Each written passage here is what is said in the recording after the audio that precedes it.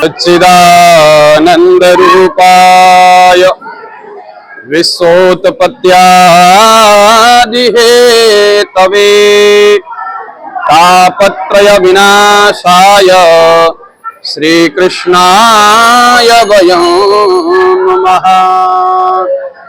वसुदैव सुतं दैवं कंसचाणूरमर्दनं देवकी परमानंदं कृष्णं वंदे जगद्गुरुं। ओम श्रीमद्भागवतान्मुक्तिः सप्ताह वाचनं कुरु। धन्या भागवती वार्ता प्रेत पीड़ा विनाशिनी सप्ताहोऽपि तथा धन्या कृष्ण लोक फलप्रदम्। आचार्य जी प्लीज बताएं। पंडित किशोर शास्त्री, वर्तमान निवास श्री बद्रीनारायण मंदिर, सुहाना सेक्टर 78 से। और यह श्रीमद् भागवत कथा रूपी गंगा एक कुंभड़ा का बहुत पावन पवित्र स्थान है, संतों की पावन भूमि है, जो नीमनाथ मंदिर के नाम से यहाँ पर विख्यात है। और इस मंदिर कमेटी के द्वारा अभी 2-3 महीने पहले हमारे प्रधान जी नरेंद्र अत्री जी और उनकी सारी टीम जो बद्रीनारायण मंदिर में हमारे पास पहुंचे, हमने भागवत कथा पितृपक्ष में करवानी है।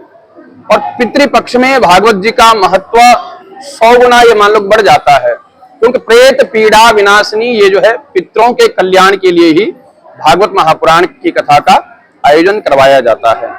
और इस कमेटी के द्वारा यह भव्य और दिव्य आयोजन आज कलश यात्रा से प्रारंभ हो रहा है। 7वें दिवस तक चलेगा, जिसको सप्ताह कहा जाता है, जो पितरों के कल्याण के लिए आज प्रथम दिवस में आरंभ हो रहा है। और 7 दिवस तक अविरल यहाँ पर भागवत जी की गंगा प्रवाह होगी, जिसमें समस्त कुंभड़ा निवासी आसपास के सेक्टर वाले अपने अपने पितरों के कल्याण के लिए यहाँ पर तिलांजलि पुष्पांजलि जो भी अर्पित करेंगे। और ये पूर्ण भरोसा है कि भागवत जी की कथा से जो है सभी के पितरों को कल्याण और मुक्ति प्राप्त होती है। और जैसे जिस प्रकार से हम संसार में सभी लोग जो है शरीर की शुद्धि के लिए, तो हम लोगों के पास बहुत सारे उपचार होते हैं, जल से स्नान करते हैं, साबुन लगाते हैं, शैम्पू लगाते हैं, और भी कई प्रकार के उपकरण जो है शरीर की शुद्धि के लिए। बीमारी शरीर को लग जाती है तो डॉक्टरों से इलाज करवाते हैं, लेकिन इसके भीतर भी ये तो स्थूल शरीर है, भीतर एक सूक्ष्म शरीर है जिसको मन बुद्धि चित्त अहंकार कहा जाता है।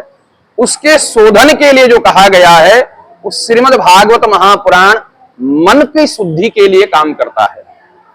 एतस्मान परम किंचिन मनः शुद्धेन विद्यते जन्मांतरे भवेत पुण्यम तदा भागवतम लवेत। पहले तो कई जन्मों का पुण्य उदय होता है, तब हम लोगों को भागवत की कथा का लाभ प्राप्त होता है। और कहा गया एतस्मान परम किंचन मनः शुद्धेन विद्यते, इससे अलावा मन की शुद्धि के लिए दूसरा कोई साधन नहीं है। तो इसलिए मन जो है अनेक प्रकार के जो है संसार के उपकरणों को देख करके विकार उसमें मल लग जाता है।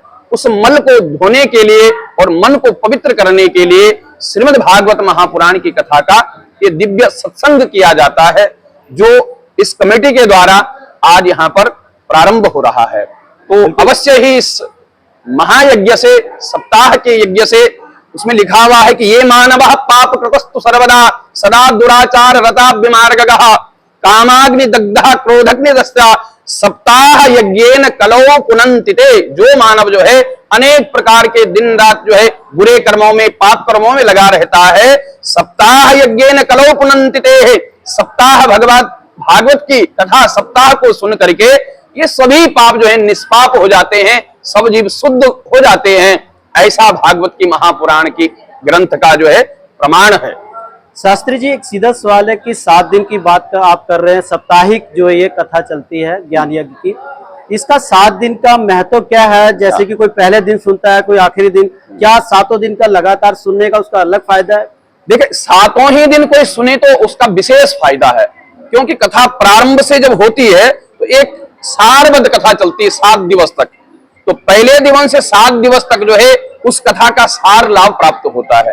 पर फिर भी लिखा गया है, एक घड़ी आदि ते पुनि आद तुलसी संगत साध की कटे कोटि अपराध। फिर भी कोई अगर जितने दिन भी 1 दिन सुनता है, 2 दिन सुनता है, उसको उस चीज का लाभ प्राप्त होगा। लेकिन जो पूर्ण लाभ प्राप्त होगा वो तो सप्ताह की कथा सुनने से ही होगा।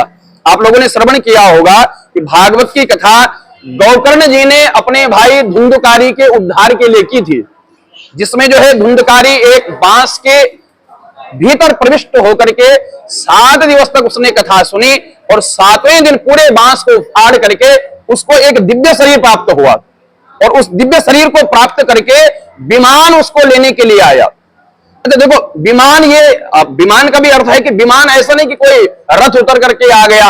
विमान उसके लिए आता है जिसके भीतर का सारा मान समाप्त हो जाता है, जिसका सारा अहंकार नष्ट हो जाता है, वही समझ लो कि विमान पर बैठ करके जा रहा है। जब तक अहंकार हमारा नष्ट नहीं होता, उस अहंकार शून्य व्यक्ति को ही विमान कहा जाता है कि उसके लिए विमान आ गया है, वो वैकुंठ लोक को चला गया है। तो 7 दिवस तक कथा सुनने का यही लाभ है कि यम यम चिंतयते कामम तम तम प्राप्नोति निश्चितम। जिस जिस कामना के लिए जो जो भक्त जो है सप्ताह की कथा को पहले दिन से 7 दिवस तक श्रवण करता है, तम तम प्राप्नोति निश्चितम, भगवान उसकी वो सभी मनोकामनाओं को पूर्ण करता है। क्योंकि भगवान तो सभी की कामना को पूर्ण करता है, भले वो लौकिक कार्य हो या आध्यात्मिक कार्य, इस लोक का हो या पारलोक का हो, दोनों ही प्रकार की मुक्ति भगवान प्रदान करते हैं। बिल्कुल सर, नाम बताइए जी, और उसके बाद श्रीमद् भागवत कथा को लेकर जी। श्रीमद् भागवत कथा श्री अरुणाश चंद्र कौशिक, ग्राम कुमरा और मोहाली डिस्ट्रिक्ट।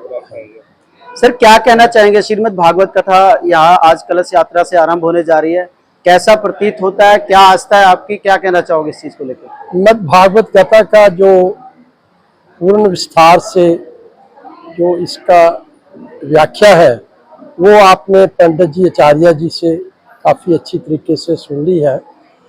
और हम लोग सनातन धर्म के पुजारी हैं, सनातन धर्म को हम मानते हैं और सनातन धर्म में श्रीमद् भागवत गीता का बहुत ही उल्लेख और आचरण और इसमें बहुत पवित्र स्थान दिया गया है। इसके कराने से परिवार में सुख शांति और पितरों के लिए शांति की प्रार्थना की जाती है।